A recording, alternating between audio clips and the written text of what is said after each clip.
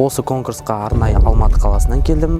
Қатысқаныма өте қатты қуаныштымын. Міне бүгін жүлделі орын алып, өзім туған өлкеме қуанышпен қайтып бара жатырмын. Осындай байқауларыңыз көп болсын, зор ризашылығымды білдіремін. Рахмет. Мы создавали эту группу все вместе. Кто-то фотографировал, кто-то писал посты. Нам было очень интересно. Бүгінгі өткізген шараларыңыз үшін сіздерге рахмет айтамыз. Және өте жақсы ұйымдастырылғаны. Сондықтан біз Елана қоғамдық қор сайтынан сіздерге рахмет айтамыз. За сайтом библиотеки я наблюдаю регулярно, стараюсь принимать участие во всех мероприятиях и конкурсах этого учреждения.